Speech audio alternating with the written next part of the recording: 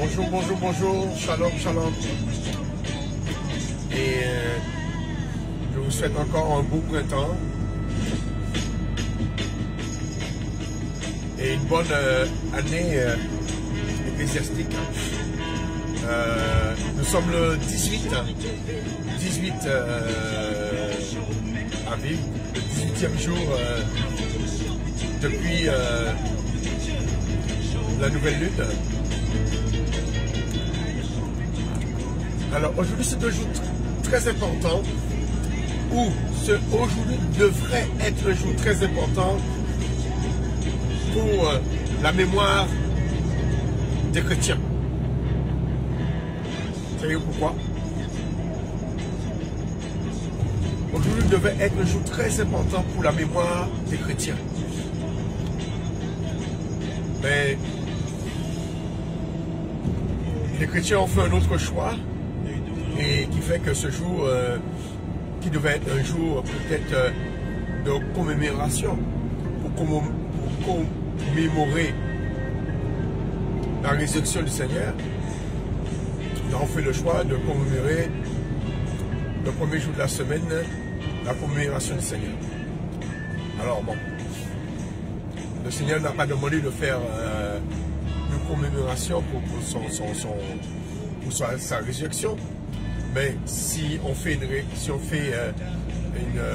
commémoration, si on veut mémoriser les choses, on veut faire une fête,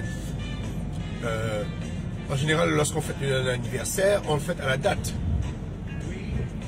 Et le Christ, il est ressuscité le 4e jour des pains sans levain. D'accord? Il est ressuscité après le 3e jour des pains sans levain. À ne pas confondre, il n'est pas ressuscité le 3e jour, mais il est ressuscité après le 3e jour. D'accord? Le 3e jour est fini, et quand le 4e jour commençait, voilà, comme ça, il a fait ces 3 jours et 3 nuits. Ces 3 nuits et ces 3 jours dans le tombeau. D'accord? Il était important qu'il fasse 3 jours, c'est-à-dire 3 levées de soleil, dans le tombeau. D'accord? Alors, du coup, il faut 4 couchers de soleil. Parce que lui, il a été enterré au coucher de soleil. Alors, aujourd'hui, très important, le 18 avril, le 18 de la première lune du printemps. Alors, je vous souhaite encore un beau printemps, une bonne année et une bonne heure. Et puis, bonne santé, surtout avec ces temps de Covid. Là, il y a le président qui doit prendre la parole ce soir en France, qui lui dit que l'heure est plus grave que les derniers jours, où les heures sont plus graves. Alors je pense qu'ils vont confiner, mais bon. Est-ce qu'ils vont confiner comme le premier confinement, ou ils vont confiner plus comme ils l'ont fait pour le deuxième confinement? On ne sait pas. Voilà. Alors pour revenir sur notre étude d'aujourd'hui, aujourd'hui je voudrais rendre gloire à Dieu et remercier le Seigneur, puis comment dire, faire un mémorial pour la résurrection du Seigneur. Amen. Alors, comme on dit, en général, lorsqu'on fait un anniversaire, on fait un anniversaire à la date, non pas au jour que vous êtes né. La plupart d'entre nous ne savons même pas quel jour de la semaine que nous sommes nés. Alors pourquoi, la question peut se poser, pourquoi faire l'anniversaire de la résurrection du Christ le jour de la semaine qu'il est ressuscité, et pourquoi ne pas le faire à la date qu'il est ressuscité? Je trouve ça plus intelligent de faire à la date qu'il est ressuscité que de le faire le jour. Parce que ce qui se passe, vous voyez, les dates changent chaque année. Tandis que pour Noël, vous voyez, c'est toujours le 25. C'est toujours le 25. Pour l'Assomption, puis l'Assomption de Marie, c'est toujours le 15 août. La date ne change pas. Alors ça peut être un jeudi, ça peut être un lundi. Voilà, on s'en fout du jour. Et pourquoi mettre l'accent sur le jour de la semaine au lieu de mettre l'accent sur la date? Parce que ce n'est pas... vous n'êtes pas, c'est pas un hebdomadaire que vous faites. C'est pas une fête hebdomadaire. C'est une fête annuelle. Alors je pense que c'est ceux qui ont choisi qu'est-ce qu'il fait en l'an 325, 327, ils ont choisi la date de Pâques le deuxième dimanche après l'équinoxe, ou le deuxième dimanche du printemps.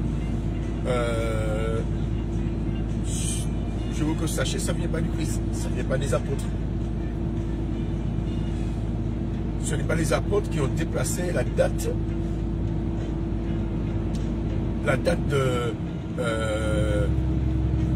ni de Pâques, ni de la mort du Seigneur, ni de sa résurrection, ni de son ascension, ni de la Pentecôte. Ce sont les hommes qui l'ont changé. D'accord? Mais Dieu, il a fixé une date. Il aura dit le 14, la Pâques, le 15, le premier jour des Pères Levain, le 21, le 7e jour des Pères Levain. Alors aujourd'hui, nous sommes le 4e jour des Pères Levain, nous sommes le 18. Le sabbat prochain, ce sera le 7e jour des Pères Levain. Mais cette année, c'est spécial parce que le premier jour de la semaine est tombé le premier jour des Pères Levain. Disons, le premier jour des Pères Levain est tombé le premier jour de la semaine. Le 15 est tombé le premier jour de la semaine. Et qui fait qu'aujourd'hui, nous sommes le 4e jour de la semaine, le jour que Dieu a créé la lumière, il a créé les cieux. Et non, excusez-moi, le jour que Dieu a créé le soleil, hein, le jour que Dieu a créé le soleil, et, le soleil, la lune, les astres, les étoiles. Ah ben, ce jour-là, cette année, ça tombe. Cette année, ça tombe le 4e jour des Pères Levain. Excusez-moi pour parce que je suis en train de regarder quelque chose là. Alors, je vous l'ai dit aussi, par contre, l'an dernier, le calendrier de l'an dernier était exactement le même calendrier que du temps de la mort du Seigneur. Le 14 était le 4e jour de la semaine, au milieu de la semaine, comme l'année de la mort du Seigneur. Mais cette année, c'est différent. Chaque année, ça change. Alors, l'idée, est-ce que ce serait pas mieux, ou est-ce que ce serait pas mieux s'ils avaient fait comme ça? Si les catholiques et les orthodoxes, en l'an 325, au concile de Nicée, ils avaient choisi la date de Pâques, déjà, en fonction de la mort du Seigneur, le jour de la mort du Seigneur.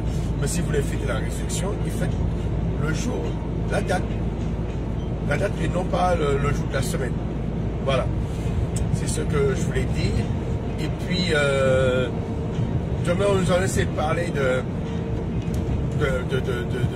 des jours qu'Israël, le jour qu'Israël a traversé la mer du jour. Est-ce que c'était le 3e jour? Est-ce que c'était le 4e jour? Est-ce que la Bible dit quelque chose dessus? Voilà. Et puis, je voulais vous dire, ceux qui sont levés qui se sont réveillés très tôt, vous avez peut-être vu le clair de lune, vous voyez qu'elle n'était pas complètement ronde. On dit, ça s'appelle la lune jébusienne, c'est ça. Et bien, elle est en position de décroissante. Alors, une méthode pour savoir si la lune elle est croissante ou décroissante. Par exemple, là, hier, si vous imaginez un trait, ça vous donne un D. D comme décroissant. Si vous mettez le trait et ça vous donne un P, ça veut dire que c'est la première. P comme première. Ça veut dire que c'est le premier quartier. Hein? Et D, ça veut dire que vous allez vers ce sont les derniers quartiers. D'accord? Alors, pour ceux qui ont observé la lune ce matin, mais sachez quand les femmes sont allées au cimetière, la lune est comme ça. À l'heure qu'elles ont été, et à l'heure qu'il faisait chez vous ou chez nous, c'est à cette heure-là qu'elles ont été. Alors, ce qui veut dire que quand les femmes ont été, c'était la lune les aidait. Parce que la lune les éclairait, peut-être elles avaient aussi des flambeaux, Mais la lune a participé pour pouvoir les éclairer. Et lorsqu'elles sont allées voir Paul et Pierre et les autres apôtres, et Jean et Pierre qui ont couru au cimetière, on peut comprendre qu'ils ont sûrement couru sans avoir un flambeau à la main, parce que il y avait ce clair de lune, parce que la lune commençait comme était au début de sa décroissance. Alléluia. Alors je pense que ce sont des petites choses qui peuvent vous aider qui peuvent nous aider dans la réflexion lorsque nous lisons les évangiles, cette période de la mort et la résurrection du Christ. Alors, je vous ai dit que le Seigneur est ressuscité le premier jour de la semaine, mais qui était le 18. Et les femmes, elles ont préparé les parfums, non pas le premier jour de la semaine, mais elles ont préparé le parfum avant le 6e jour. D'accord? Le Christ est mort le 14. Le 15, c'est le jour des premiers jours des pains sans levain. C'est un jour de Shabbat. Ça tombait le 5e jour de la semaine, c'est-à-dire le jeudi. Le vendredi, c'était le lendemain du premier jour de la semaine, qui veut dire que c'était le deuxième jour des pains sans levain. Et en même temps, c'était la veille du Shabbat. Ça veut dire que ce sont entre le Shabbat du premier jour des pains sans levain et le Shabbat du 7e jour, qu'elles ont préparé les parfums. Elles ont attendu le Shabbat du 7e jour, elles se sont reposées. Et avant le lever du soleil, elles ont été pour parfumer le corps du Seigneur. Et le Seigneur était ressuscité. Et non seulement lui, mais d'autres morts, d'autres personnages qui habitaient Jérusalem, qui étaient morts depuis peu de temps, ils sont revenus à la vie. Nous avons des témoignages des fils de Siméon. Il avait des jumeaux qui sont revenus à la vie, et eux, ils ont raconté tout ce qui s'est passé, lorsque le Seigneur est descendu dans le séjour des morts. C'est eux qui ont rendu témoignage que le Seigneur est descendu dans le séjour des morts. Alors, ce n'est pas l'imagination humaine, ou seulement le Seigneur, lui qui est revenu des morts, qui a dit cela aux disciples, mais aussi des personnes qui étaient de Jérusalem, qui sont revenus à la vie. Alléluia, mais on parlera ça une autre fois. Mais sachez qu'aujourd'hui, c'est un grand jour. C'est le jour que des morts ont été libérés dans le séjour des morts. Les David, les Adam, les Abraham, ils attendaient ce jour. Ils attendaient ce jour parce que Christ était venu aussi pour libérer les captifs. Lorsqu'il est dit dans Ésaïe, il vient pour libérer les captifs, il est loin pour libérer les captifs. Les captifs, ce sont ceux qui étaient prisonniers dans le séjour des morts. Et ce jour, c'est le jour de la résurrection du Christ. C'est le jour de la résurrection de Ils sont sortis des tombeaux, mais c'est aussi le jour que tous ceux depuis Adam qui étaient prisonniers dans le séjour des morts, dans le sein d'Abraham, avec cette parabole de Lazare, ils ont été libérés et ils ont rejoint le paradis, comme le Christ avait dit au Laon sur la croix: aujourd'hui tu seras avec moi au paradis. Amen. Qui veut dire que le Christ, avant de revenir à la vie, il a été libéré, tous ceux qui sont dans le séjour des morts. Et dans les épîtres de Paul et les apôtres, vous trouvez des précisions dessus, qu'il est même descendu prêcher pour ceux qui étaient en enfer. Je vous rappelle que l'enfer n'est pas les temps de feu. L'enfer, c'est le lieu d'attente. Souvent, les cathos, on confond enfer et purgatoire. Ils disent que le purgatoire, c'est le lieu d'attente. Le lieu d'attente, c'est l'enfer. Ça, c'est enfer, ça veut dire, c'est du latin. Et en hébreu, le mot enfer, c'est Sheol. Et en grec, c'est l'Hadès. Et en français, ça veut dire simplement séjour des morts. Voilà. L'enfer, c'est pas l'étang de feu. L'enfer, il y a une différence entre l'enfer et la géhenne. Le Christ, il est descendu dans le séjour des morts. Il n'est pas descendu dans la géhenne. Il n'est pas descendu dans l'étang de feu. Il est allé chercher les captifs dans le séjour des morts, hein, dans le Sheol, dans la Dès, en enfer. C'est pourquoi on peut dire qu'il est descendu en enfer. Mais ce n'est pas dans l'étang de feu. Parce qu'il est dit que l'enfer sera jeté avec le diable et ses démons dans l'étang de feu. Vous voyez, il y a une différence entre l'enfer et l'étang de feu. C'est une mauvaise interprétation du christianisme, des musulmans, etc. Sur l'enfer. Tout ça, c'était pour faire la propagande, pour faire peur aux gens. On utilise cette expression pour dire qu'après votre mort, vous allez en enfer.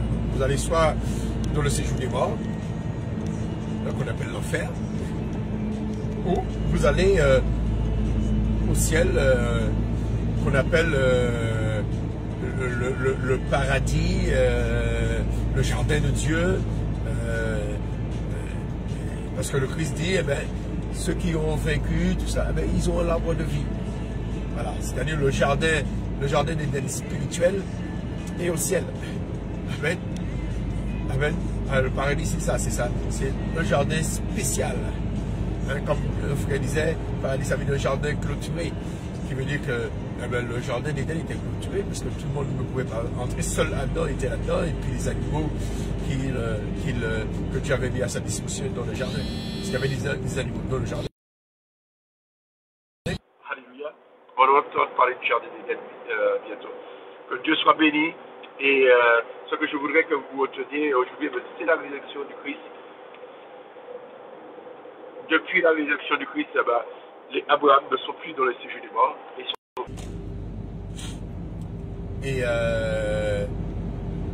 Et pour aller au paradis, il faut passer par Christ. Aucun prophète ne peut vous emmener au paradis. Ni Moïse, ni Abraham, aucun prophète. Seul Christ peut vous emmener au paradis. Alors, soyez bénis.